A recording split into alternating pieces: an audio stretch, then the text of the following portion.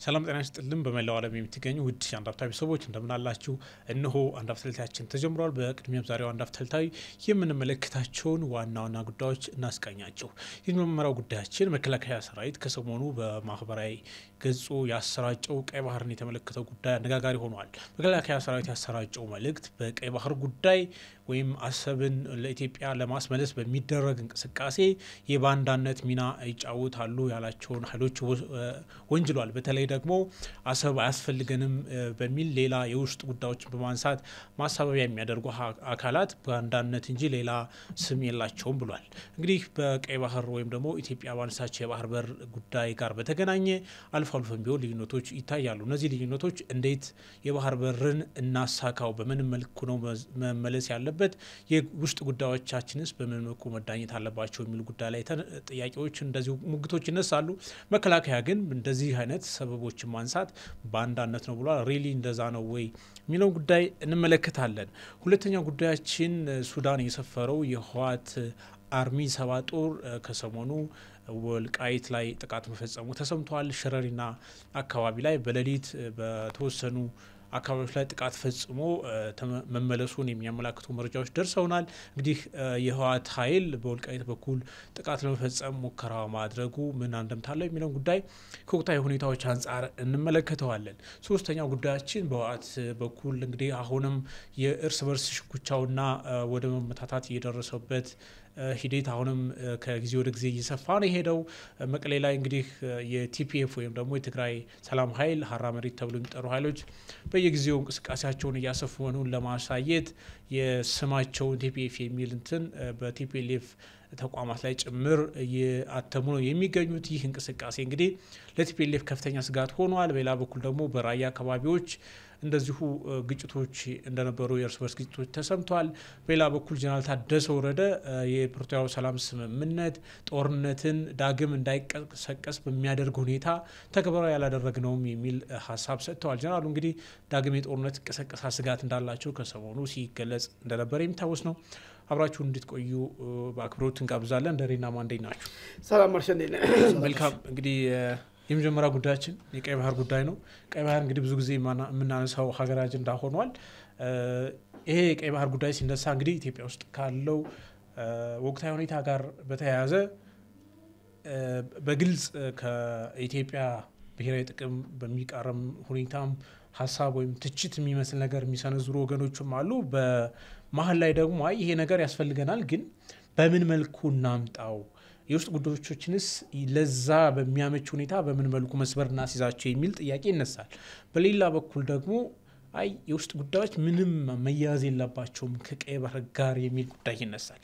መከላከያ ከሰሞኑ በይፋዊ የማህበራዊ ትስስር ገጹ ያሰራጨው ነገር መሀል ላይ ያሉት የውስጥ ጉዳዮቻችንን አስተካክለን እንቅፋት እንዳይገጥመን ወደ አሰብ ወይም ወደ ቀይ ባህር እንሄዳለን የሚለውን ሀሳብም ጭምር ተቀባይነት እንደሌለው የሚያሳይ ወይም ደግሞ ምንም አይነት ሰበብ የሚያቀርቡ አካላት ባንዳነት ነው ስያሜያቸው የሚል ነገር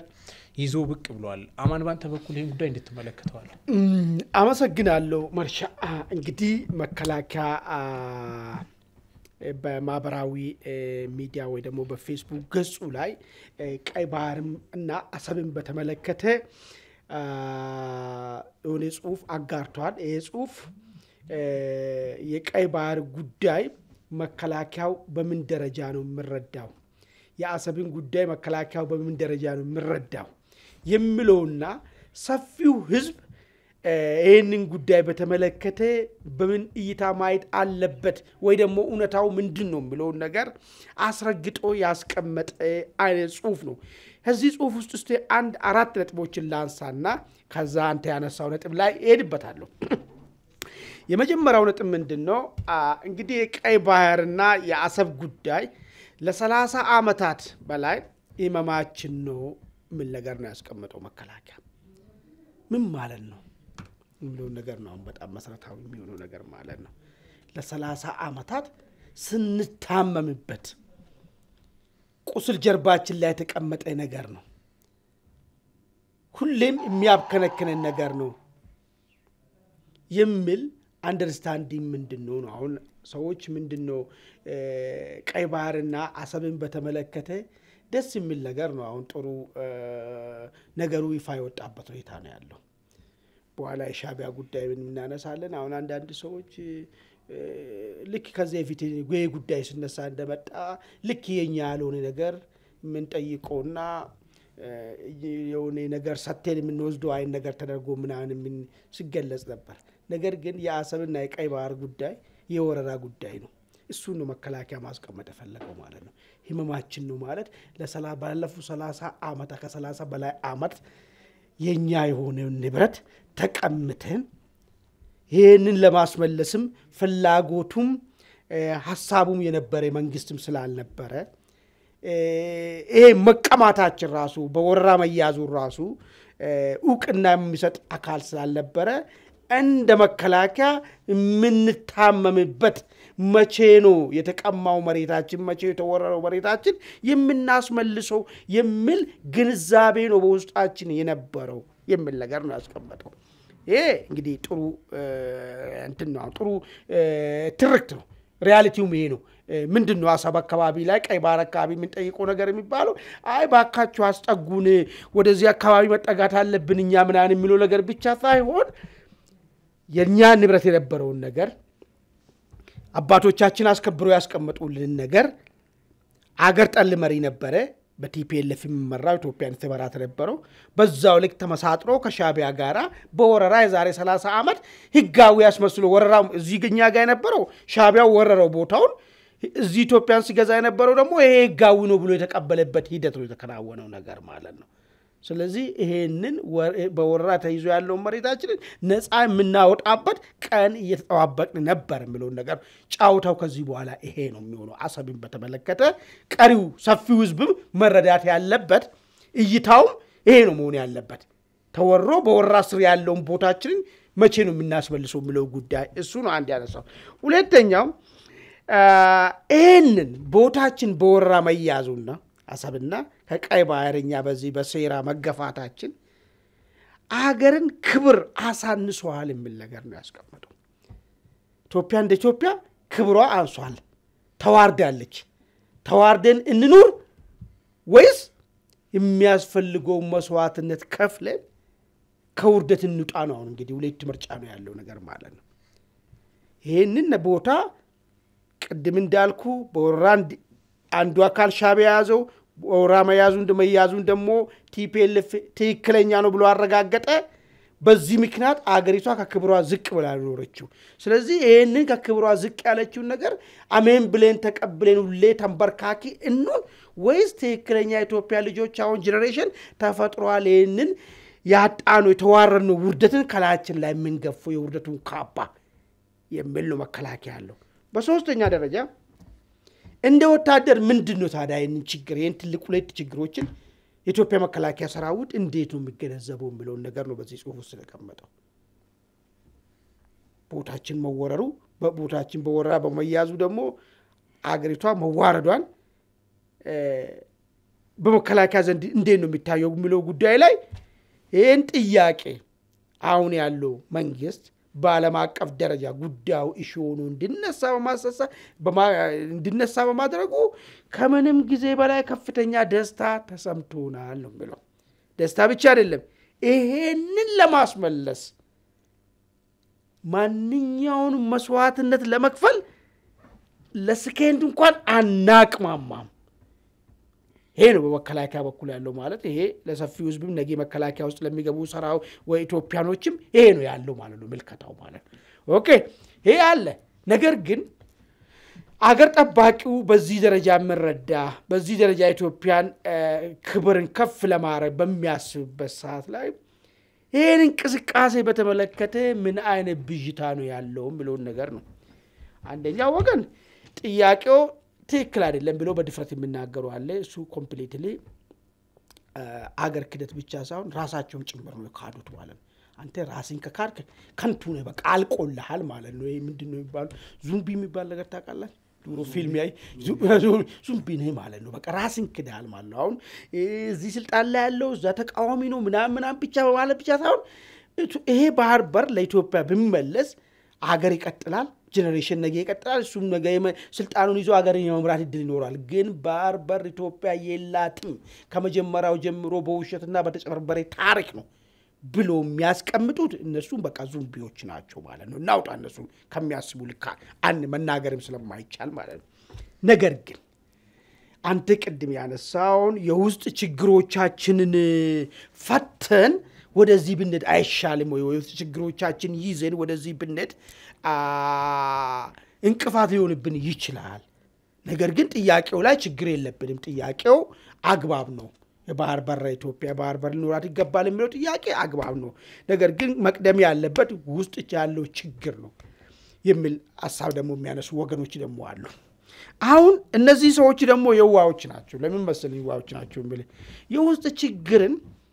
ችግሩንም የሚፈጥር እንዳው ችግሩ እንኳን ባይፈጥር ችግሩን ካፒታላይዝድ የሚደረግበት ምክንያቱ ለምንድን ነው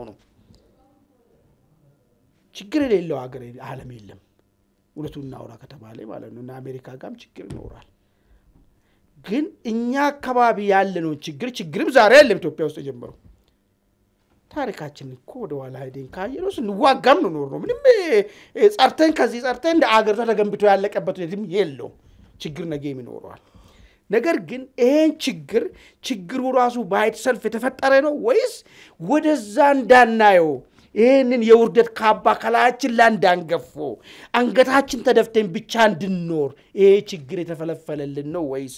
ምሉን ጥያቄ ማየቱ ጠቃሚ ነው የሚሆነው ማለት ነው እዚህ ችግር ለመፍታት ዞር ካልኮ ችግሩን እኮ ይፈጠሩልህ ያሉ እነሱ ናቸው ሌላ ምን ማረጃ የለውም ለምን ከችግር ቀና ያልከን የምትጠይቃለህ በጠራራ ፀሐይ ተቀምተ ለዛም በኢትዮጵያን ይመራሉ በሚላ መንግስት ደግሞ መቀማትን በወራት ያዘውን ቦታ ይጋው ነው ብሎ ያጸደቀብህ መንግስት አይን ነገር የፈጠሩልስ ኃይሎች ዛሬ እዚህ ያለውን ችግርን ለመፍታት ነገ ወደዛ አስባለሁ ካል ከኛው ችግር አትፈታም ሌላም ችግር ይጨምሩላ ይቀፈቅፉላል ዋናው ነገር ወደዛ እንዳታይ ስለሆነ ማለት ነው ስለዚህ እነዚህ ሐሳብ ያለው ሰዎች የነገሮቹ ጥልቀትና የነገሮቹ ውስብስብነት ያልገባቸው የዋዎች ናቸው ማለት ነው ይሄ ከዚህ ጋር አንተ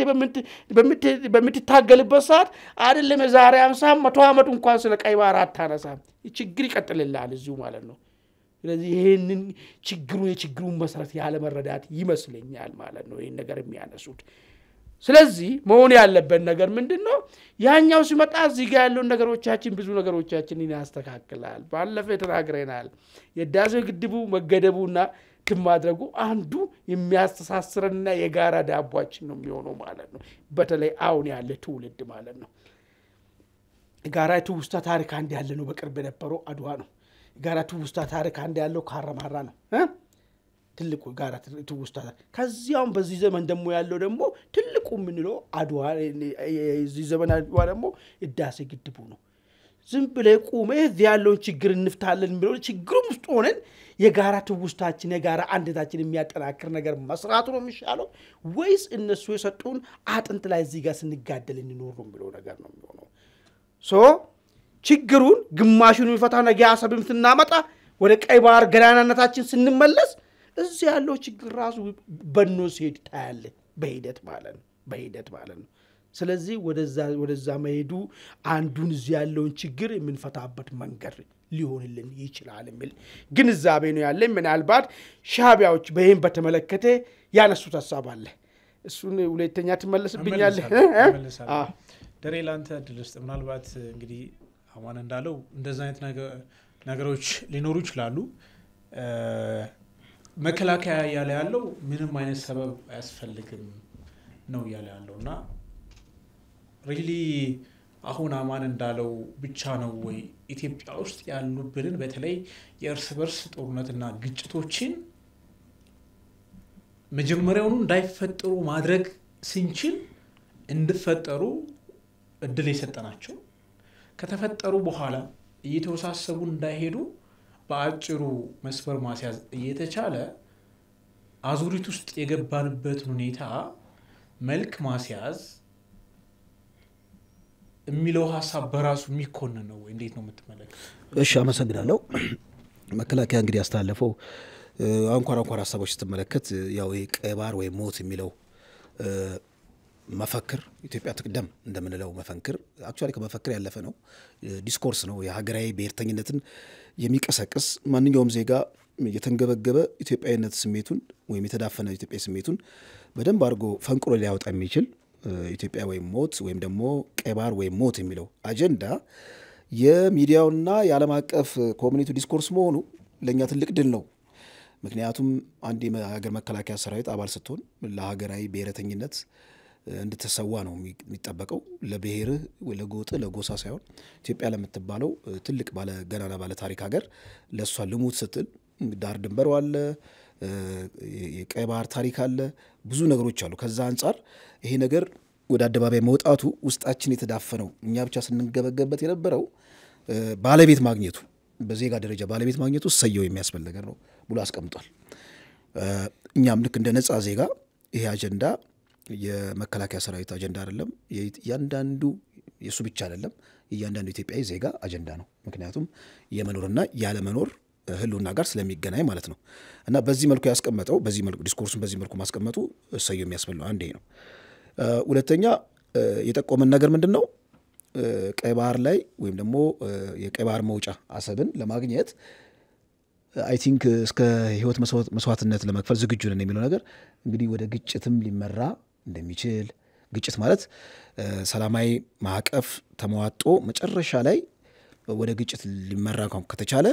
መስዋዕት ለመሆን ዝግጁነት እንዳለ የሚጠቁም ነገር ነው ማለት ነው ዛት ሚንስ ወታደራዊ ኦፕሬሽን ሊኖር እንደሚችልና ቢኖርም በጣም ቅዱስ ጦርነት ነው በጣም ምንድነው የጽድቅ ሞት ነው አይነት ነገር ነው ለሀገር መሞት አይነት ነገር ነው ሐሳብ ውስጥ ተመለከተ ከዚህ አንፃር ሶስተኛ ከሀገር ውስጥ ችግሮች አንፃር ምናልባት ይሄንን የሚከላከሉ ሰዎች ወገኖች ካሉ ብሎ ያስቀመጠው ነገር አለ ያ አክቹአሊ ይሄ በብዙ መልኩ የሚተነተን ነገር ነው የግድ ስትሬት ፎርዋርድ ሐሳብ አይደለም በርግጥ ወደ ቀይ ባህር ያለውን ችግር ለመፍታት ከቀይ ባህር ጋር የተያዘውን ችግር መጀመሪያ እንፍታ ሲናሪዮ ኤ እንበለው ወይም ደግሞ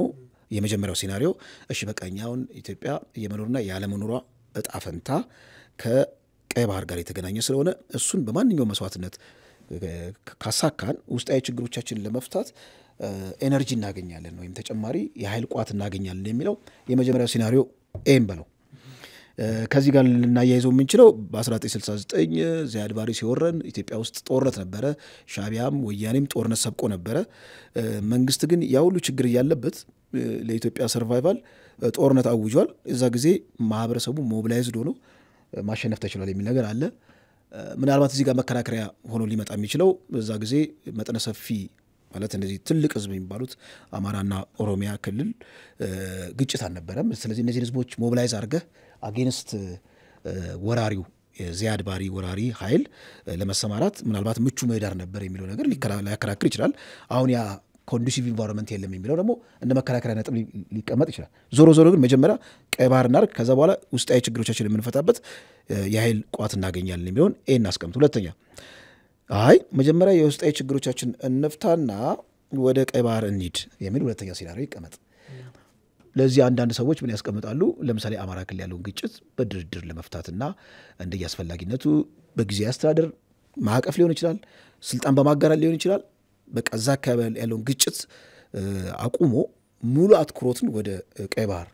ማህበረሰቡን ሞቢላይዝ አድርገው አጠቃላይ ኢትዮጵያ ህዝብ ሞቢላይዝ አድርገው ወደ ቀይ ባህር የምንሄድበት አማራጭ ተብሎ የሚቀመጥ ሁለተኛ ሲናሪዮ ሊሆን ይችላል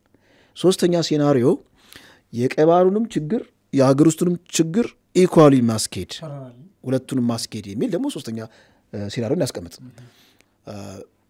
ለቀይ ባህር የሚሰጠው ትኩረት ኢኳሊ ሀገር ውስጥ ላለው ችግርም በእኩል ደረጃ ትኩረት መስጠት እንዴት እንፍታው የሚለው ነገር ማለት ወለጉን ችግሮችን ያቃለልክ ያንንም አጀንዳ አድርገው ሶስተኛ ሲናሪዮ እንበለው ለምሳሌ ሀገር ውስጥ በምን ይፈታል የሚለው ታውቁታላችሁ ከዚህ በፊትም ሶፍት ፓወር በምክክር አይነት ነገር ሊሆን ይችላል ደግሞ የድርድር የሽግግር ብዙ አይነት አማራጮች አሉ ያን ነገር መንግስት የሚያደርግበት የራሱ ማዕቀፍ የራሱ ስፔሻል የሆነ አድሆክ የሆነ ኮሚቴ ጊዜያዊ ኮሚቴ አቋቁሞ እነዚህ በየቦታው ያሉትን ችግሮች ለመፍታት የሚያስችል እንደዚህ ከፖለቲካል ምንድነው ከፒአር ወይም ከህዝብ ግንኙነት ፍጆታ ባለፈ እውነተኛ ቁርጠኛ የሆነ የፖለቲካ ውሳኔ ላይ ለመድረስ አገር ውስጥ ያሉትን ችግሮች ለመፍታት የሚያስችል በአንድ ሳይድ የሚያስኬድ ሁለተኛ ደግሞ ከአገር ውስጥ ችግር እኩል ለእኩል ማለት ነው የቀይ ባህር ጉዳይ የህልውናችን ከህልውናችን ጋር የሚገናኝ ስለሆነ አንዱ ማቀዳደም ስለማይችል በእኩል ደረጃ ሁለቱንም ማስኬድ የሚለው ሶስተኛ ሴናሪዮ ሊሆን ይችላል። እንግዲህ ከሶስቱ ሴናሪዮች መንግስት የትኛው ነው ሊመርጥ የሚችለው የሚለውን ነገር ጊዜ የሚፈታው ነው። ምክንያቱም አሁን እኛ እያየን ያለ ነው በዲስኮርስ ደረጃ ነው። መከላከያ ሰራዊትም ያወጣው በቀይ ባህር ጉዳይ መንግስት የያዘው አቋም ብዙዎቻችን ስንመኘው የነበረ ነው። ሆነ ለመናገር ብዙዎቻችን በሊትሬቸርም አንብበን ከልጅነትም ያደግንበት በታሪክም አውቀን ኢትዮጵያ የቀይ ባህር ጉዳይን በተመለከተ ሁሌ ተሽኮርማሚ መሆን የለባትም። አሁን የመከላከያ ሰራዊቱም ስትመለከተው እዚህ ሐሳቡ በቃ መሽኮርማም እንዳበቃ ነው። ኢትዮጵያ ለንግድ ነው ወይስ ለወታደራዊ ነው የሚል በጣም ድብልቅልቅ ያለ አካዳሚክ የሆነ ቋንቋ አያስፈልግም። በቃ ኢትዮጵያ የባህር በር ባለቤት ነች የሚለው ነገር በአራት ነጥብ ዘግቶ በማስቀመጡ በጣም ደስተኛ ነው የሚያደርገው አይደል? ከዚህ ቀደም እኛ እኮ ዝም ብለን የሚያወዛግብ ነገር ነው። በቃ እኛ እኮ አልከለከልናችሁም በቃ የእኛን እኮ ወደ መጠቀም ትችላላችሁ የሚል አንድ ጨዋታ አላቸው። ማለት ፓትሮናይዝ የማድረግ ኢትዮጵያን የማሳነስ እና እነሱ የፈቃጅነት አይነት ሚና እንዲኖራቸው የሚያደርግ ይህን ደግሞ ተቀብለው ዘሶኮል አካዳሚሻን ወይም ደግሞ ፊደላውያን የሚተነትኑ ደግሞ አሉ። ኢትዮጵያ እኮ ማከለከላት ብዙ ምንድነው ጎረቤት ሀገሮች አሏት የባህር በር ያላቸው፣ ስለዚህ ዙሪያውን አማትራ የመጠቀም እኮ መብት አላት የሚሉ አካዳሚሻን ደግሞ አሉ። ስለዚህ ይሄን ነገር ተሰረው በቁርጠኛ አቋም ባለቤት የሆነው ደግሞ ዝም ለአየር ላይ ሀገር ለመውረር ወይም ደግሞ እብሪተኛ ሆነን የተስፋፊ አይነት ስሜት ተሰምቶን ሳይሆን ታሪክ ይደግፈናል። ፖለቲካዊም በፖለቲካ ሴራ በወያኔ ሴራ በወያኔ ሸፍጥነት ያጣነው ነገር ስለሆነ ስለዚህ በማንኛውም ቅጽበት ይሄ ነገር ወደ ኋላ የማንልበት ነው የሚለውን አጽንኦት ሰጥቶ ሐሳቡን መግለጹ መከላከያ በጣም ግሩም ነገር ነው።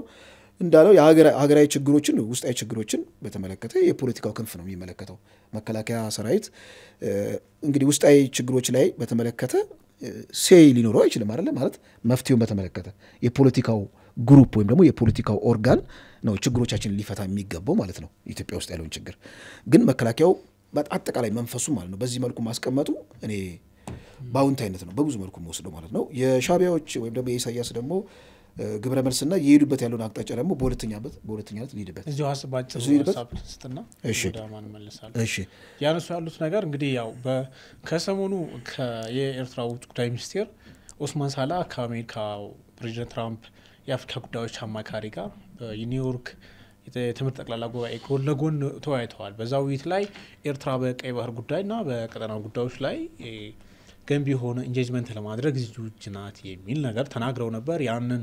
መሰረት ተደርጎ ኤርትራ በቀይ ባህር ጉዳይ ለመነጋገር ዝግጁ መሆኗን ገለጸች የሚል ዘገባ በስፋት ተሰራይቷል። ይሄን ደግሞ የአዲስ አበባው የኤርትራ ኤምባሲ ተወካይ አስተባብለዋል። ኤርትራ በማንኛውም ሁኔታ በባህር በር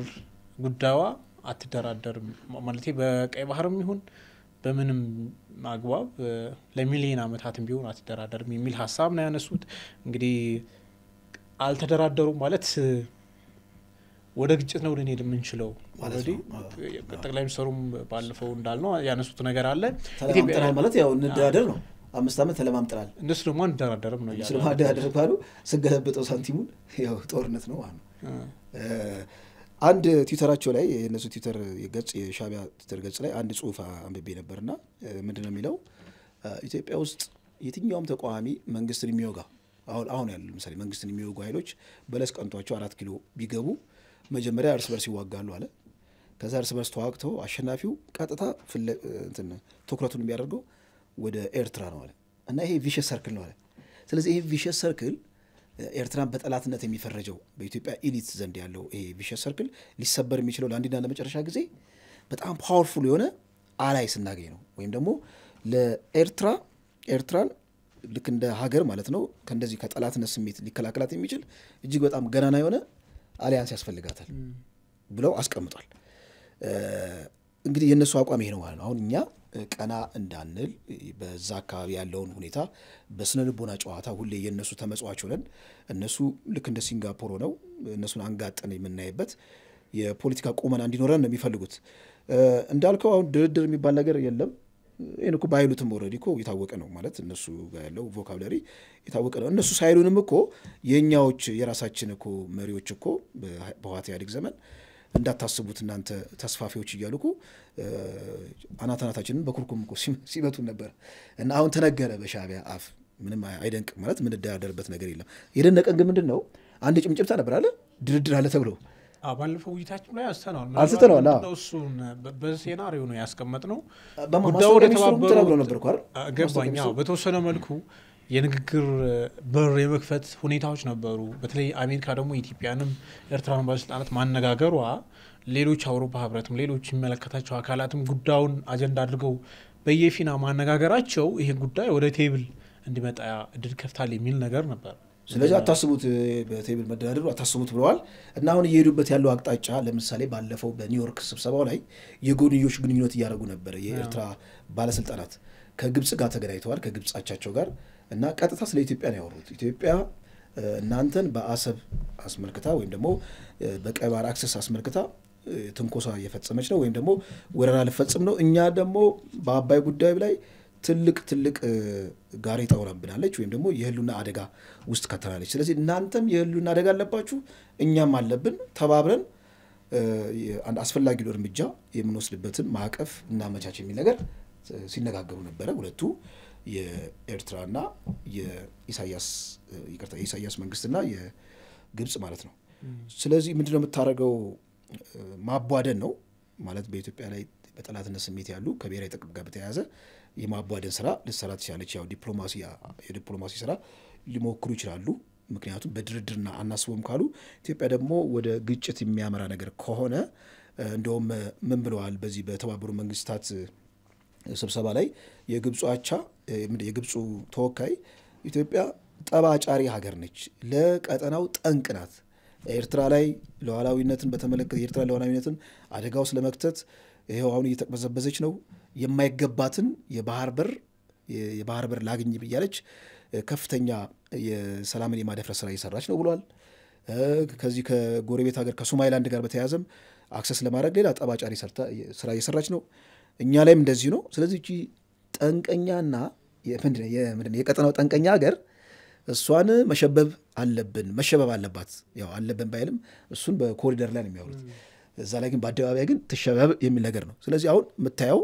ይሄ የሰይጣን ህብረት ወይም ኢቪል አክሲስ የሚባለው ማለት በግብጽና በሶማሊያ እና በኤርትራ መካከል የተፈጠረ ነበር ያው ሶማሊያን በተመለከተ ቱርኮች የራሳቸው የፓወር ሽኩቻ ስላለባቸው ግብጽ ሾልካ እንዳትገባ የግብጽን አይ ቲንክ እዛ ጋር የነበራትን አሊያንስ በማዳከም ኢትዮጵያ ተጠቃሚ አድርገዋል ኢትዮጵያ ተጠቃሚ ሆናለች ሶማሌ ነጥቀናል ቢያንስ ከማከላቸው አሁን ግን ኤርትራና ሶማሊያ ኤርትራና ማነው ግብጽ ኢትዮጵያ ላይ ማንኛውንም ስራ ሊሰሩ እንደሚችልና የሰላማውን አማራጭ እንደማይቀበሉ የኢትዮጵያ መንግስት በመከላከያ ሰራዊት አማካኝነት የተላለፈው መልእክት የትኛውንም መስዋዕትነት መክፈል አለብን ስለሚል የኤርትራው ግብረ መልስ ከአሊያንስ ጋር ነው ሊመጣ የሚችለው ብቻዋን አይደለም ገጥመን የሚል ነገር አመሰግናለሁ አማን ወደ አንተ ስመጣ እንግዲህ ኤርትራ አልደራደርም ያለች ነው በዚህ ጉዳይ ላይ አልደራደርም የሚለው ሐሳብ የመጣው እንግዲህ የድርድር ፍንጮች እየታዩ ነው በተባለ ማግስት ነውና ምን ሐሳብ አለ በዚህ ጉዳይ ለባጭው ጥሩ ኤርትራ አልደራደርም ብላለች በእኛ በኩል ደግሞ ያለው የወረራ በወረራ ተያዘውን ቦታ ሲጀምር በድርድር ወረራ ተመለሰበት ዘመን አለ ወይም ብሎ ነገር ታሪክ እንድናይ ያስገድደናል ማለት ነው ከዛ ግን ደሬ ቅድም ያነሳሁት ብላንድ ነገር ሊበለ ሁለቱን አንድ ላይ ማስኬድ ብሎ ያስቀመጠው ሶስቱን ከሶስት ሴናሪዮዎች ውስጥ ቢሆኑ ውስጥ አንደኛው ሁለቱን አንድ ላይ ማስኬድ የሚል ነገር ነው ያስቀመጠው ቅድም የሆነ ነገር ብያለሁ እዛኛው የምናረገው ነገር እዚህ ያለው ነገር እየቀጨጨ እንዲሄድና ለዚህ ያለው ጥያቄ ራሱ መልስ ያገኘ የሚሄድበት ሁኔታዎችን ይፈጥራል የሚል ነገር አንስቻለሁ እስቲ ለዚህ የግብጽ ተወካይ እስቲ የተናገረው ነገር እንየውና እውነት እነዚህ ሰዎች አሁን ግብጽ ስለ ኤርትራ እና ኢትዮጵያ መካከል ስለሚፈጠረው ጉዳይ ምንድነው የሚያገባት ግብጽ ኢትዮጵያ ከሶማሌላንድ ጋር የምትፈራረመው ጉዳይና ግብጽን ምን መለከተው ነገር አለው ኢትዮጵያ ከሶማሊያ ጋር የተጋጨችበት ነገር ስለ ሰላም ማስከበርን ግብጽ ምን አገባት ይሄ ምንድነው የሚያሳየው? ኦኬ የሚያገባ ከሆነ ታዳውን ግብጽ በኦሮሚያ የሚካሄደውን የኦሮሞ ነጻነት ሰራዊት እንቅስቃሴን አያገባኝም እጄ የለባኝም እጇን አትከትም ብለን እንገምታለን። በዚህ ደረጃ የኤርትራን ጉዳይ ላይ ክስ የምታቀርብና የኤርትራን ጉዳይ ተብሰልሳይ ሆና አብረን እንሰለፍ ብላ ካፒታላይዝ ለማድረግ የምትፈልግ ከሆነ ታዲያ ፋኖ የሚያደርገውን እንቅስቃሴ ውስጥ እጁን አታስገባም ብለን ልናስብ ነው? ለዛ ነው ምንድነው ዋናው ነገር እዛ ስንድ እዚህ ያለው የደረቀና እየከሰመ ይመጣል የሚል ሐሳብ ያስቀመጥነው ቀደም እኔ ለማስቀመጥ የሞከርኩ ሁለቱን አንድ ላይ እኔ የተለያየ ነገር አድርገን ማየትም የለብንም ነው ባይ። ግን ምንድነው መሰለ ደሬ ያነሳው ነገር አማን እኔ የሚያስኬድ መንገድ አለ ይመስለኛል። ያ ማለት ምንድነው አሁን ኢትዮጵያ ውስጥ ላሉት የእርስ በርስ ግጭቶች ለነሱ ከተመቻቸው ካፒታላይዝድ አድርገው እነሱ ኢንተረስታቸውን ለማስተጋባት የሚጠቀሙ ከሆነ እኛ ወደዛም እየሄድን እዚህ ጋር ደግሞ እድሎችን ማጥበብ በጣም ተመራጭ አይሆንም ወይ? ለምሳሌ ቆይ ያሉትን ግጭቶች በጣም ሰላማዊ በሆነ መንገድ እንደው በጣም አሁን መንግስት እንደሚለው በባንዳነት የተሰለፉ ኃይሎች አሉ ከተባለ አይኖር ማለት አይደለም። እንደው በጣም ጥቂት ቢሆኑ ነው። እንደው አሁን ይሄ በየቦታው ያለው ከመንግስት ጋር ግጭት ሁሉ የባንዳንት ነው ልንለው አይችልም። እና እሱን ላይ መስራት በራሱ ውጤት አይደለም ወይ? አሁን እዛ ጋር ብቻ ስታይ አሁን እነሱ ይሄን ነገር ካፒታላይዝ ካደረጉ ይበልጥ ነው ካፒታላይዝ አድርገው ይሄን ምለው እንዴት መሰለ ምን ሊፈጠር እንደሚችል በራሱ በርግጠኝነት እንትን አትልም። አሁን በቀይ ባህር ጉዳይ ጦርነት ውስጥ ከገባን ውስጥ ያለውን ጉዳይ ደግሞ መስበር ካላስያዝን በብሔራዊ ጥቅም ጉዳይ ላይ የመስበር ልዩነቶች ቢኖሩ እኔ እንደ አንድ ዜጋ እንደ አንድ ወጣት የሚሰማኝ ጥግ ድረስ አሁን አንተ ቅድም ያልካቸው ኢትዮጵያ ባህር በር ያስፈልጋት የሚሉት እነሱን ተዋቸው ከጨዋታ ውጭ አታስገባቸውና ግን የሚያስፈር ልዩነቶች ያክል ልዩነቶች ያሉትን በተቻለ መጠን ኮርነር ከመደራረግ ለመቀራረብ መስራት ሞር የተሻለ ሐሳብ ነው ብዬ ነው ማስበው። ምንድነው መሰለኝ ያልኩ ካለው እዚህ ያለውን ጫውታ እዚህ ያለውን ጥያቄ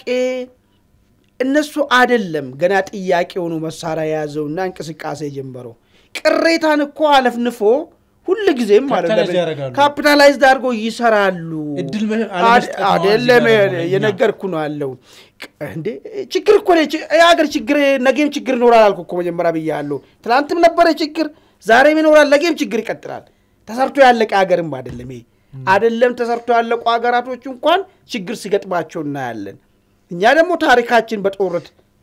የጦርነት ታሪክ ነው ያለነው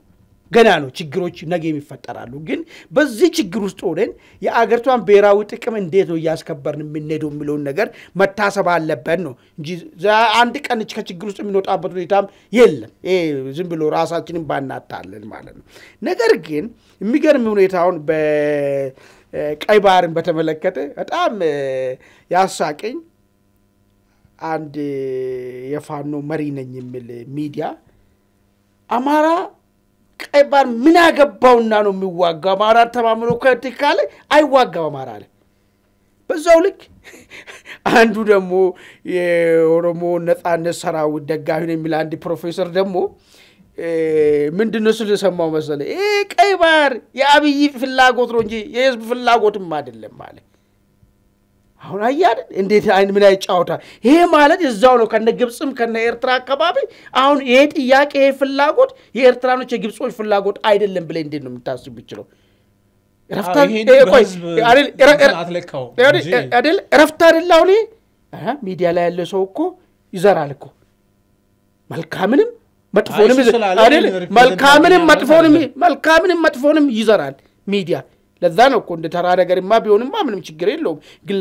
ግለሰቦች እንደሚያወሩ ወሬ ቢሆን ችግር የለውም። ሚዲያ ላይ ቀረበ ነገር የዋሶች አሉ ግራ የተጋቡ ሰዎች አሉ በብዙ ነገሮች የተከፋፈለ ነገር ስላለ እነዚህ ውስጥ ይዘራል ማለት ይሄንን ነው። አሁን በቃ አማራ አይዋጋም ብሎ አንድ ሚዲያ ላይ ያለውና በፍጹም እንደዚህ አይነት ነገር ሊሆን አይችልም ብሎ ሲናገር ይሄ ለኤርትራ ፎይታ አይደለም ወይ ለወረረች በወራር ላይ ያዘች መሬታችን አይ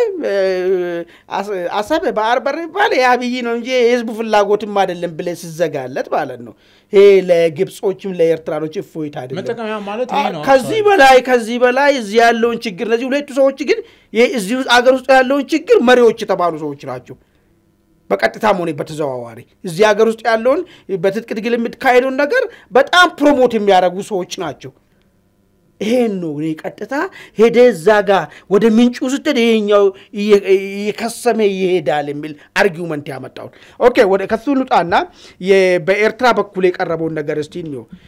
በድርድር የሚፈታ ነገር የለም ምን ነገር ናትከ በጣም ጥሩ ልክ ነው እኮ እኛም መጀመሪያ ብለናል ወረራ በድርድር ተፈቷል አቅም መሬታችን የዛሬ 30 አመት በወረራ ተይዞብናል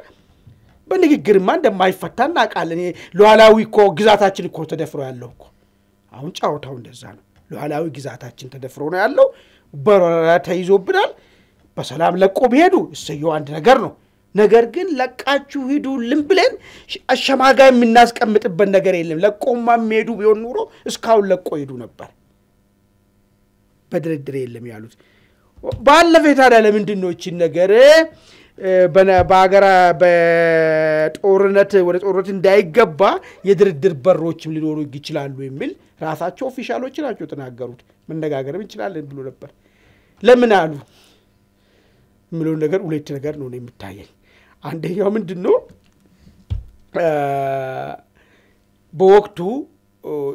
ጫና ሲመጣባቸው ይሄን ነገር ካላረጋችሁ ችግር ነው ብታስረክቡ ይሻላል የሚል ነገር ሲመጣ ኦኬ ማስረከባችን ላልቀረማ በድርድር እናርጎን የሚል ነገር አስቦ ሊሆን ይችላል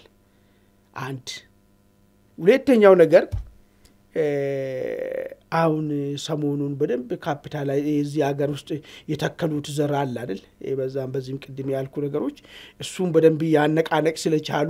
ሰሞኑን በሚዲያ ላይ ምን ሰማው ነገር ደሞ ስላለ ኦኬ በቃ አሁን ጥሩ ሆኖልናልና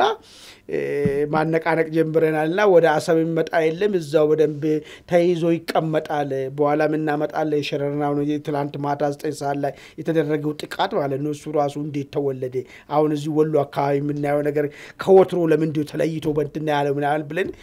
ይሄንን እነሱ እጃቸው በደንብ ስለረከሩበት አሁን ወደዛ መጣ የለም ጫውታው ሜዳ እዚህ አርገናል ብሎ አስቦ ሊሆን ይችላል ድርድር የሚባል ነገር የለም እንጣፋለን እንጂ ምን ነገር ያመጡት የሚል ግምቴ ነው የሁለቱን ግምት አቀምጬ እንትልበል መልካም ወደ ቢሶቻቸው ወደ ሁለተኛው ጉዳይ እንገባለን ሁለተኛው ጉዳያችን እንግዲህ ከሰሞኑ በውልቃይት ሸረሪና አካባቢ የቲፒኤልኤፍ ሱዳን የሰፈረው አርሚ 7 ተብሎ የሚጠራው ኃይል ጥቃት መፈጸሙ ተሰምቷል እንግዲህ ጥቃቱን የፈጸመው በወልቃይት አካባቢ በሚገኝ አንድ አዋሳኝ ቦታ ላይ ነው ይሄ ኃይል እንግዲህ ከጦርነቱ ወቅት ጀምሮ ወደ ሱዳን ሸሽቶ እንደሄደ ይታወቃል ከዚያ ሱዳን ላይ በከፍተኛ ሁኔታ እየተደራጀ ነው የነበረው እንግዲህ ያለበት ቦታ ደግሞ በሱዳን እና በኤርትራ እንደዚሁም በኢትዮጵያ በሶስቱ ሀገራት አዋሳኝ አካባቢ ላይ የተቀመጠው በዚያ አካባቢ እንግዲህ የጀነራል አልቡርሃን ጦር ድጋፍ እንደሚደረግለትም ይሰማል በተለይ የወታደራዊ ኃይሉን የትጥቅ አቅሙንም ለማጠናከር እንደሚጠቀም መረጃዎች ያመላክታሉ አሁን ደግሞ በተለይ ኢትዮጵያ ከኤርትራ ጋር ውጥረት ውስጥ ገባችበት አጋጣሚ ይሄ ኃይል እንግዲህ ከሱዳኑ ጀነራል አልቡርሃን ባሻገር ከኤርትራ መንግስትም ድጋፍ ይደረጋል ተብሎ በሚገለጽበት ወቅት ጥቃት መፈጸሙ ምን አንደምታለው ጉዳይ የሚለውን እንመለከታለን ደሬ ያንተ ድልስና እንግዲህ ብዙ ጊዜ ያስተናል ይሄ ኃይል እዛ አካባቢ ቁጭ ብሎ በግልጽ ነው በይፋ ነው ራሱን የሚያደራጀው የሚያጠናክረው እንግዲህ ኃይል ያሰልጥናል ያስማርቃል በግልጽ የሱዳን ጦር ድጋፍ እንደሚያደርግለት እነሱም ደግሞ ለሱዳን ጦር ከፈጥኖ ደራሹ ጋር ለሚያደርገው ጦርነት ድጋፍ እንደሚያደርጉ በደንብ ባለም አቀፍ ሚዲያዎችም የተረጋገጠ የወጡ ማስረጃዎች አሉ ከኤርትራ በኩልም በዛው አካባቢ አሁን ይጽምዶ የሚባለው እንግዲህ በኢትዮ ኤርትራ በባድመ ድንበር በኩል የተጀመረው ግንኙነት በዛ አካባቢም በሳይለንት ሙድ ያራመዱት ነው የሚል ጉዳይ ይሰማ ነበር አሁን ይሄ ጉዳይ መምጣቱን እንዴት ተመለከተዋል በሁለት መክፈል ይቻላል አንደኛ ህዋት አጀንዳ ተቀባይ ነው እንጂ አጀንዳ ሰጪ አይደለም ምክንያቱም ተዳክሟል አጀንዳ ሰጪ የሚሆነው በቁመናው በጣም ፖለቲካዊ ወታደራዊ ቁመናው ትልቅ ሲሆን ነው አሁን ህዋት ውስጥ ራሱ እኮ ወደ 3 አይነት አቋም ያለው ቡድን ነው የተከፈለው ለነ ዓለም ገብረዋድ ቡድን አለ የነ ደብረጽዮን ቡድን አለ የነ ሞንጆሪኖ ቡድን አለ የነ ሞንጆሪኖ ቡድን ሞሮፍ ፕሮ ሻቢያ ነው። ሌሎቹ ደግሞ አንጻራዊ በሆነ መልኩ ልዩነት ያላቸው ይመስላል። ከዛ ደግሞ አራተኛ ደግሞ ቲፒኤፍ የተባለ ኃይል አለ የሚዋጋ ማለት ነው። ቀጥታ እንደውም ውጊያ ውስጥ ሁሉ ገብተዋል ከቲፒኤልኤፍ ኃይሎች ጋር የሚል መረጃ ወጥቷል በዚህ 2 ቀን ውስጥ። በመሆኑም ህወሓት በራሱ አጀንዳ ሰጪ ሳይሆን ምክንያቱም በጣም የተዳከመ ኃይል ስለሆነ አጀንዳ ተቀባይ ነው ሊሆን የሚችለው ነው። ስለዚህ ምናልባት በየዋህነት ጉዳዩን ብንተነትነው ኦኬ ቲፒኤልኤፍ ስቲል አሁንም ቁመና አለው፣ ኢንፍሉዌንሻል ነው፣ አንድ ናቸው። በራያ አካባቢ ያለውን አካባቢ የህወሓት ኃይሎች አነሰን በዛም ተቆጣጥረዋል። እንደውም አሁን የደመራ በዓል ላይ የሚደረግበትን ቦታ አካባቢ ሁሉ የቲፒኤልኤፍ ኃይሎች ቲዲኤፍ ኃይሎች ካምፕ አድርገውታልና ራያ አካባቢ ኦኬ አጠቃላይ እንትናችንን ጨርሰናል ሚሽናችንን። እስቲ ደግሞ ወደ ወልቃይት ደግሞ አሁን በአማራ ክልል ያለው ከመከላከያ ጋርና በፋኖ መካከል ያሉ ግጭቶችን እነሱ እንደ መልካም አጋጣሚ በመጠቀም ምክንያቱም የመንግስት አጠቃላይ ትኩረት አማራ ክልል ስለሆነ ስለዚህ ቶሎ ወልቃይትን ጥሰን እንግባ የሚል የመጀመሪያ ትንታኔ ሊሆን ይችላል። ሁለተኛው ትንታኔ አጀንዳ ተቀባይ ናቸው ቲፒኤልኤፎችም። ከአርሚ 7 መርሰነሪ ነው፣ ቅጥረኛ ነው። የነ አልቡርሃን እንደውም ከቲፒኤልኤፍ ሁሉ ቁጥጥር ውጭ ያለ ይመስላል። ምክንያቱም እና አልቡርሃን ማለት የግብጽ ቀኝ እጅ ነው። ስለዚህ ኢትዮጵያ ውስጥ ያለውን ኢንስቴቢሊቲ የበለጠ ለማባባስ እንግዲህ ሊጠቀምበት ይችላል ብለን ልናስቀምጥ እንችላለን። ምናልባት ትንኮሳ ከመፈጸም ባሻገር ጠንከር ያለ አይ ቲንክ የውጊያም ወይም ደግሞ ኦፕሬሽን ነገር ያደረጉ አልመሰለኝም። ምክንያቱም ተከዜ ዘብ የአካባቢው ሚሊሻ በተወሰነ ደረጃ መከላከያም አለበት መሰለኝ ተቀናጅተው ይህን ኃይል እንደመቱት ነው የሚነገረው። እንግዲህ አርሚ 7 ልክ የአልቡርሃን ጦር ወደ ካርቱም በሚገባበት ጊዜ የወልቃይት ተወላጆችን እየዞረ የጨፈጨፈ በጣም የአረመኔ ቡድን ስብስብ ነው። እንደውም አንዳንዶች እንደሚሉት ከዚህ ወልቃይቴዎች በሚጨፈጨፉበት ጊዜ ከዛ በነፍስ ግድያ የሚፈለጉ ወንጀለኞች ተሰደው ወደ ሱዳን ከገቡ በኋላ የነሱ ስብስብ ነው አርሚ 7 ተብሎ የተደራጀው። ይሄን ደግሞ ፍስሐ ማንጁስ እንግዲህ በሚገርም ሁኔታ የጊዜ አስተዳደሩ የጸጥታ ዘርፍ ኃላፊ ነው። እሱ በኤርትራ ዞሮ ወደ ሱዳን ሄዶ ሁሉ እንደሚያደራጅና እንደሚገናኝ ነገር ነው የሚነገረው ማለት ነው። እንግዲህ እዚህ ጋር ያለውን ስንመለከተው ዋና ለምንድን ነው ይሄን ነገር ያደረጉት የሚለው ቅድም እንዳስቀመጥኩት 2 ፖይንቶች አሉ። አንደኛው አጀንዳ ሰጪ አይደለም ቲፒኤልኤፍ፣ አጀንዳ ሰጪ ነው ብለን እንኳን ዝም ብለን በየዋህነት ቲፒኤልኤፍን ትልቅ አድርገን ብንስለው ኦኬ ራያ አካባቢ ያለውን ኦፕሬሽን ጨርሷል፣ አነሰን በዛም ኮማንዶ ፖስቶ አለ፣ ስቲል ሬዚስታንስ አለ፣ የአካባቢው ህዝብ ለቲፒኤልኤፍ አልገበረም። ስለዚህ በወልቃይት ያለውን አካባቢ ደግሞ ጥሰን እንግባ። ምክንያቱም አሁን አጠቃላይ የመንግስት ትኩረት አማራ ክልል ያለውን ጦርነት ላይ ስለሆነ ከዚህ የበለጠ ምቹ አማራጭ አናገኝም ብለው ትንኮሳውን ፈጽሞ ሊሆን ይችላል። ይሄ በራሳቸው አጀንዳ ፕሮአክቲቭ ሆነው አጀንዳውን ለመስጠት ነው። ነገር ግን አጀንዳ ተቀባይ ናቸው። ፊዚካሊ በጣም ተዳክመዋል፣ ፖለቲካሊም ተመናምነዋል። አሁን ቲፒኤልኤፍ ስንል የትኛውን ቲፒኤልኤፍ ነው የምናወራው? 4 ቲፒኤልኤፍ ነው ያለው እኮ። ከአልቡርሃን ጋር አሊያንስ የፈጠረው የነ አርሚ 7 የነ አለም ገብረዋድ የነ ደብረ ጽዮን የነ ማነው ጊዜ አስተዳደሩ የጀነራል ታደሰ ወይስ የትኛውን እንጥቀሰው? ቲፒኤፍ እዚህ አካባቢ ያለው ምንድነው የሰላም አማራጭ ሀራ መሬት ያለው እና ህወሓት ስንል እንደ ድሮ በአንድ ፓኬጅ ውስጥ በአንድ ቅርጫት ውስጥ መክተት የለብንም። ብዙ ህወሓቶች ስላሉ ፍንካቾችን እያንዳንዳቸው በወርዳቸውና በቁመታቸው ነው መተንተን ያለብን። የትኛው ፍንካች ነው ለፕሮ ሻቢያ የሆነው? የትኛው ፍንካች ነው ወደ 4 ኪሎ መምጣት የሚፈልገው? የትኛው ፍንካች ነው በትግራይ ውስጥ አጠቃላይ ያለውን የፖለቲካ የበላይነት መያዝ የሚፈልገው? የትኛው ፍንካች ነው አሊያንስ ክሬት ማድረግ የሚፈልገው? እና ፍንካቾቹን እንደ ዝርያቸው እያበጠርን ካልተነተን እንደ ድሮ በእነሱ ሜዳ ውስጥ ገብተን ቲፒኤልኤፍ የሚለውን ግራንድ የሆነውን ትልቅ ስዕል ይዘን ብቻ መተንተን የለብንም ነው የኔ አመለካከት። አማን ወደ አንተ ስመጣ ምናልባት የወልቃይትን ጉዳይ ከዛሬ ነገ ያሉ እንግዲህ እንቆጣጠራለን ሲሉ ነበር አርሚ 7ዎች እዛ ሱዳን የሰፈሩት። ከዚህ በኩል ደግሞ ወደ ትግራይም እንደዚሁ ተከዜ እንሻገራለን የሚሉ ዛቻዎች በተደጋጋሚ ሲሰሙ ነበር። እንግዲህ ከሰሞኑ እንደ አይነት ሙከራዎች ከአመት በፊት ጀምሮ ነበሩ። በነገራችን ላይ አልፎ አልፎ የሆነ ጊዜ እንደውም ሚኒሻዎች የተገደሉበት ሁኔታ ነበረ። አሁንም በተመሳሳይ ሁኔታ ሙከራ ነው የተደረገው። ነገር ግን ገፍቶ የመጣ ኃይል የለም ተብሏል። እንዴት ነው የምትመለከተው? ጥሩ እንግዲህ ምንድነው ሁለት አይነት ሙከራ ነው አሁን ወልቃይት ላይ የሚደረገው አንደኛ ከዚሁ ከፕሮፐር ትግራይ የሚነሳው ኃይል ወደዚህኛው ወደ እንትኑ ሰብሮ የወልቃይት ዘቡን ሰብሮ ለመግባት ወደ ወልቃይት የሚያደርገው ሙከራ አለ እኛም በተለያየ ጊዜ መረጃዎችን ከዛ አካባቢ በሚደርሱ መረጃዎች ላይ ያዝ ትንተናዎችን ስናቀርብ ነበር ሌላኛው ሙከራ ግን በዛ ያኔ ጭፍጨፋ ፈጽሞ ወደ ሱዳን የሸሸው አርሚ 7 የሚባለው ኃይል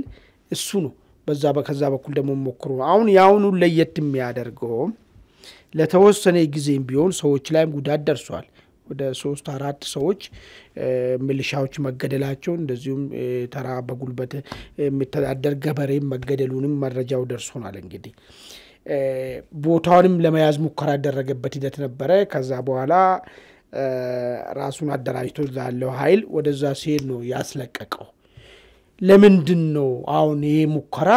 ለየት ባለው ጥቃት ፈጽሞ መሄድ ሳይሆን ቦታ ለመያዝ የተደረገ ሙከራ ምንድነው ምን አዲስ ነገር አለና ነው ምን አዲስ ነገር ተፈጠረና ነው ለዛው ቀድሞ እንኳን ባንድ ቡድን ስር ያሉ ማለት ቲፒኤፍ የሚባልም ሳይፈጠር ቲዲኤፍ ብቻውን በነበረበት ሰዓት እናቶ ጌታቸውም ተለይቶ ወጥቶ ፓርቲ ሳይመሰርቱ ህወሓት በአንድ ጥላ ስር በነበረበት ሰዓት ላይ በዚህ ደረጃ ከዛቻ ይዘለለ መጥቶ ቦታ ለመያዝ ሙከራዎች ያልተደረገበት ሁኔታ የአሁኑ ምንድነው አዲስ ያደረገ ለዛውም 3 ቦታ ላይ ቲፒኤልኤፍ ተከፋፍሎ እርስ በርስም በኋላ የምናነሳው ነገር አለ የጆን መዲድና የቤቴ ቡድን እርስ በርስ በሚዋጋበት ዘመን ላይ አሁን መምጣቱ ለምን ተፈለገ ይሄ ምንድነው የሚያመላክተው የሚለው ነገር ከሀገር ውስጥና ከውጭ አንፃር እስቲ ነው ከቀጠና አንፃርና ከቀጠና አንፃር ማለት ምንድነው የዳሴ ግድቡ መጠናቀቁን በተመለከተ ሱዳን ለራሷ ግራም ስለገባት ያው እሷ የግብጽ እንትን ሲፈረስ ስለሆነች ግራ ገብቷታል የራሷ ጉዳይም በዛው ችግር ውስጥ ስላለች ብዙም ስትናገር እየሰማናት አይደለም ግብጽ ግን ብዙ ነገር ነው የተናገረች ያለች ብዙ ነገር አልፎ ተርፎ የቀጠናውን የኢትዮጵያ እንቅስቃሴን ዘርዝራ እስከማስቀመጥ ድረስና ያ ተጎርታቸዋል ለምን ዝም ትላላችሁ ብላ የቀጠና ጎረቤቶችን ለማስተባበር እስከመሞከር ድረስ እሱም አይደለም በማንኛው መንገድ እንድበታለን የሚል ነገር አስቀምጠው ነበር ይሄ ከሆነ ምናልባት ከማንኛው መንገዱ ውስጥ አንደኛው በዚህ በአልቡራንን ተጠቅሞ እዛል ባሉት እነዚህ አርሚ 7 እንትን አድርጎ በዚህኛው ክንፍ ሌላ የጦርነት ግንባር ሊፈጠሩብን አስቦ ነው ወይ ከዛ አንፃር አንዱ መታየት አለበት ሁለተኛ የኤርትራ ቀደም ይለይልኛል ነው ያለችው ኤርትራ እኮ ይለይልኛል ስትል እኔ በጣም ነው ሳቄኝ መጣፋይዞ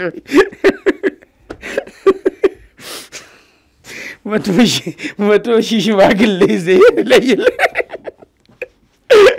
አገር እኮ ትልቅ አገር እኮ ነው ሪሊ እስቲ ውጡ ብንባል እኮ በአንድ ቀን 500,000 እኮ አዲስ ዘማች እኮ ማውጣት እኮ የሚቻልበት አገር እኮ ነው እኮ በዛው ለቀይ ባህር ማለት ነው ይለይልኛል ስትል ምናልባት እነዚህ አርሚ 7 ያሉን አርሚ 7 አስታቆ ሱዳንና ኢትዮጵያ መሐከለም ሌላ ግጭት ፈጥሮ ብዙ ጊዜ የሚመቹኝል ባይዘው ይሄ ነገር ነው አንዳንድ ሰዎችም በይዋነት ለነገሩ አንዳንድ ክፉ ሰዎችም አሉ ለምንድነው መንግስት ሄዶ ሱዳን መንግስትን ማይመታው የሚሉ ሰዎች አሉ ለእኔ የሚጠይቁ ሰዎች ክፉ ሰዎች ናቸው ባይዘው ጠፍቷቸው አይደለም ምንድነው ክፋቱ ከመነጨ መሰለ ለምን በሱዳን በኩል አዲስ ግንባር አይፈጠርም ከሚለው አንፃር ነው አልፈሻግም መቼ ማንንም እንደማይሰጥና ይሄ የጊዜ ጉዳይ ሆናል እንጂ እንደምናስመልስ የምታወቅ ጉዳይ ነው አሁን ያለው መንግስት እኮ አይደለም አልፈሻግ ቀይ ባህርን እንኳን ወረብኝ ይዘኛል ላይ አስመልሳለሁ የሚል ሰውዬ እዚህ ያለው መሬት ለሱዳኖች ተሰጠው መሬት ውሰዱ በቃ ይሁንላችሁ ይላል ብሎ ማሰብ እኔ የዋነት ይመስለኛል ያን እንኳን አርማለሁ የሚል ግን ክፉ ሰዎች ምን ይላሉ ለምንድነው ሄዶ የማይዋጋው ሱዳን ይላሉ በዛ በኩል ደግሞ ሌላ ከሱዳን ጋር ሌላ ግንባር እንዲፈጠር ከዛ ያኔ አገርቷ ትርምስ መሬት ትሆናለች ብሎ የሚያስቡ ሰዎች ማለት አሁን እንግዲህ የአርሚ ሰባ በዛ በኩል እንቅስቃሴ መጀመር ይሄንን ውን ለማድረግ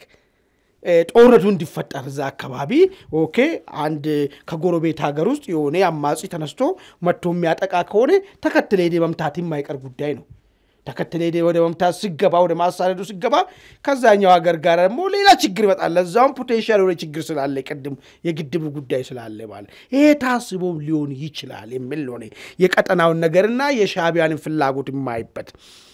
ሌላ ግን ውስጣዊ ምናልባት እዚህ ቅድም ያነሳኑ ነገር አለ ራያ አካባቢያውን የሞተ ሽረት ያደረግነው የሚሉት ኃይሎች ማለት ነው በዚህ ግንባር ላይ ደግሞ አንድ መረጃዎች እየሰማን ያለነው መረጃ ምንድነው የዋትም የሻቢያም አዋጊዎች ተገኝቷል የሚል ነገር ነው ስለዚህ አሁን አርሚ ሰባዛ አካባቢ የሚያደርገው እንቅስቃሴ ከዚህኛው ጋራ የተናበበ ነገር ነው ወይ ለእንድናስብም ያደርገናል የተናበበ ከሆነ ምንድነው ጥቅሙ ነው ጥቅሙ ለምሳሌ አርሚ ሰባ በዚህ በኩል መጣ በዛ በኩል ደግሞ ሻቢያዎች ይገዛ አደረጉ ዋቶች ይገዛ አደረጉ ብለን ብናስብ ምንድነው ለአማራ ጥቅም ነው የሚያመጣው ወይስ ጉዳት ነው የሚለው ነገርም ማታየቱ ጠቃሚ ይመስለኛል የመጀመሪያው ደረጃ የሚሆነው አርሚ ሰባ ሰብሮ በዛ ቢገባ አንዱ እኮ የአማራ ጥያቄ ለዛ መልስ አግኝቷል ምንም ቢሆን በዚህ አስጨናቂ ሰዓት ውስጥም ወልቃይቴዎች ራሳቸውን በራሳቸው ማስተዳደር ችለዋል በገዛ ቋንቋቸው እየተማሩ ነው ባህላቸውን እያሳደጉ ነው በገዛ ልጆቻቸው እየተዳደሩ ነው የሚባለው ነገር እኮ ነው አርሚ ሰባ ከመጣ ታሪክ የሚያረጉ ወደ ነበረው ታሪክ የሚመልሱ ምንድነው ነበረው ታሪክ ወልቃይቴ ማሳደድ ቋንቋ ምናምን ማንነት ምናምን ባል ነገር መለወጥ ነው ስለዚህ ይጠቅማል ወይ ተብሎ መታሰብ ነው ያለበት ሁለተኛ ነገር አማራ ጥያቄው ተብሎ በየመድረኩ ሲቀርቡና ክብርት ከንቲባ በነበሩበት እና አቶ ተስፋዬ ቤልጂጌ በነበሩበት እና ታስታውሳለህ እዚህ ባህር ዳር ምናምን ጎንደር ማለት ጥያቄው ተብሎ ተዘረዘሩ ጥያቄዎች አሉ እነዚህ ሰዎችም ዘያዱት ባለስልጣኖች ጥያቄውን ሰምተናል ተቀበለናል የሚል ነገር ነው መልስ ጋር ነው ጥያቄ መጣው አሁን ነውሃት በመጡ እንዳሉት እውነት በዚህ ትግል ውስጥ የዋቴ ጦር መሪዎች ከተገኙና ተቀናጀ ነገር ካለው የሻቢያ ጦር መሪዎችና ተቀናጀ ካለ ይሄን ጥያቄ ለአማራ ሊመልሱለት ነው የሚመጡት ወይስ እንዳው ይመለስላችኋል ተብሎ የተገኘውን ተስፋ ሊያሳጡና ወደ ቀደመው ነገር ሊመልሱ ነው የሚሉን ነገርም ማሰቡ ጠቃሚ ይመስለኛል እንዲሁ ዝም ብሎ ምንድነው ጥቅሙ ከዋት ጋር መጥተ ምንድነው ልታመጣ የሚችለው ነገር የሚለውን ነገር በደንብ ማጤን አስፈላጊ ይመስለኛል ማለት ነው ያለኝ ነገር ወደ ቢሶቹ ወደ መጨረሻውና ሶስተኛው ጉዳያችን እናልፋለን የመጨረሻው ጉዳያችን እንግዲህ በህዋት መካከል አሁንም ክፍፍሎች እንደቀጠሉ ናቸው በተለይ የታጠቀው ኃይል ራሱን ሐራ መሬት ወይም የትግራይ ሰላም ኃይል የሚለው እስከ መቀሌ ድረስ ሰርቆ መግባት እንግዲህ ሰፊ እንቅስቃሴ ያደረገ መሆኑን እየተመለከተ ነው የምንገኘው እንግዲህ በራያ አካባቢዎችም ከሰሞኑ ግጭቶች እንደነበሩ ተሰምቷል ግጭቶቹ ሁለት መልክ አላቸው ተብሏል የህዋት ኃይሎች እርስ በርሳቸው የተዋጉበት በሌላ በኩል ደግሞ የህዋት ተገንጣይ የታጣቂ ኃይል ወይም ደግሞ ራሱን ሐራ መሬት ብሎ የሚጠራው ቡድንም እንደዚሁ ዛ አካባቢ የኃይል እንቅስቃሴውን ወደ ጫካ ገብተዋል ከተባሉ የራያ አካባቢ ባለስልጣናት ጋር እንደዚሁ እያጠናከረ ነው የሚል መረጃ ነው እየተሰማ ያለው ወደ ደግሞ ጀነራል ታደሰ ወረደ የፕሪቶሪያ ሰላም ስምምነት ግጭት ማስቆም ቢችልም ጦርነት ዳግም እንዳይቀሰቀስ በሚያደርግ ሁኔታ አልተተገበረም የሚል ጥያቄ አስተዋል ይህ ማለት እንግዲህ አሁንም የጦርነት ቀሰቀሳል የሚል ስጋት እንዳላቸው ነው ጀነራሉ እየገለጹ ያሉት ደሬላንተ ድልስጥና ምናልባት እንግዲህ በዋት በኩል በትግራይ ኃይሎች አጠቃላይ በጣም ሰፊ የሚባል ክፍፍል ነው ያለው በዚህ ክፍፍል ውስጥ ደግሞ ወደ ሌላ ጦርነት ለመግባት የሚደረጉ ከዚያም ከዚህ ምናቸው አዝማሚያዎች አሉ እንዴት ተመለከተዋል እሺ አመሰግናለሁ ቀደም በተወሰነ ደረጃ ነካክተናል የዚህ የህዋትን ጉዳይ ህዋት እንደ ጁኒየር ፓርትነር ነው የሚሆነው ማለት በፊት አሊያንስ ክሬት በሚደረግበት ጊዜ ቲፒኤልኤፍ በራሱ አምሳል ጠፍጥፎ በሰራቸው የብሔር ድርጅቶች ላይ እነሱ ላይ አውራ ሆኖ የሚፈልገውን የፖለቲካ ዓላማ የሚያስፈጽም ኃይል ነበር አሁን ግን ጁኒየር ነው የሚሆነው ማለት ጁኒየር ከየትኛው ኃይል ጋር ነው ቢወዳጅ በቃ እንደ ጁኒየር ነው ማለት ልክ ተቀጽላ ነው የሚሆነው ማለት ነው። ስለዚህ የወረወርኩት አንካሴ መልሶ ወደ ራሴ ነው የሚሆነው። በፊት እሱ ሌሎችን ጭፍራ ያደርግ ነበረ፣ አሁን ጭፍራው ነው የሚለጠፈው ማለት ነው። ምክንያቱም ቁመናው ስትመለከተው እየመነመነ ነው። ኢቭን እኮ ከስምረት ፓርቲ እኮ ራሱ ወጥተው ሌላ ፓርቲ እኮ ውድብ ትግራይ ምናምን የሚባል እኮ ተመሰረተ እኮ አይደል? ቲፒኤፍ አለ 3-4 ኃይል አለ እና በጣም መከፋፈሉ በጣም ያስፈራል። እና እርሳቸውም ሲናገሩ ምንድን ያሉት እርስ በርሳችን ያለንን የፖለቲካ ልዩነት በኃይል ለማስፈጸም የምንሄድበት ርቀት ለትግራይ አደገኛ ነው ብለዋል። በኃይሉ ለማስፈጸም ሁሉ የኃይል ግጭት ውስጥ እንደገቡ ሁሉ ተናግረዋል። ሌላ ያስቀመጡት በጣም ትኩረት የሚስበው በትግራይ ደረጃ ኮንፈረንስ የሰላም ኮንፈረንስ ይዘጋጃል። ልክ በሀገር ደረጃ ሀገራዊ ምክክር ኮሚሽን እንደሚባል የትግራይ ክልል ኮሚሽን ምክክር ኮሚሽን ይዘጋጃል ብለዋል። በክልል ደረጃ አሁንም ከእንደገና ብለዋል። ይሄ ብሔራዊ አንድነት ምናምን የሚሉት መድረክ መጀመሪያ በአዳራሽ ውስጥ ጊዜው ያሳረውና የህወሓት አመራሮች አደረጉ። ከዛ በመላው ያዳራሽ አንድነቱ ያዳራሽ ነው የሆነው። አሁን ፊዚካሊ መሬት ላይ ስትመለከተው ምን ያመጣው ለውጥ አለ ነው ፖይንቱ። አክቹአሊ ይሄ ኢቮሉሽን ሊመጣ እንደሚችል ፕሪዲክተብል ነው። አሁን ዝም ብለህ በትንታኔ በአናሊሲስም ስትመለከት ዘውግ ተኮር የፖለቲካ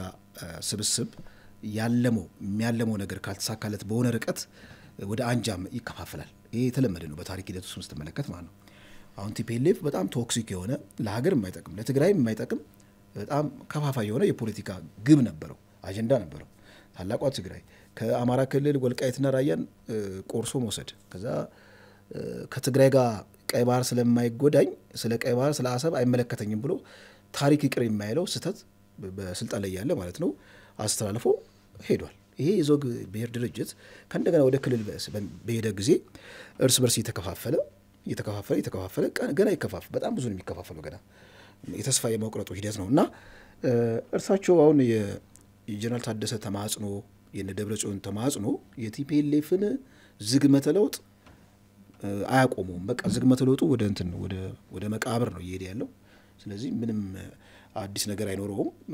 ዞሮ እኔ ከአጀንዳው ከእሳቸው ማስጠንቀቂያ ምንም አዲስ ነገር አላገኘሁም። ካለን ሰዓት አንጻር አይ ቲንክ ይበቃል። አማን የሚጨምረው ሐሳብ ካለ እኔ በአጭሩ እንትን ልበል። ምንድነው ሶስት ነገር ነው ያለው። አንደኛው ነገር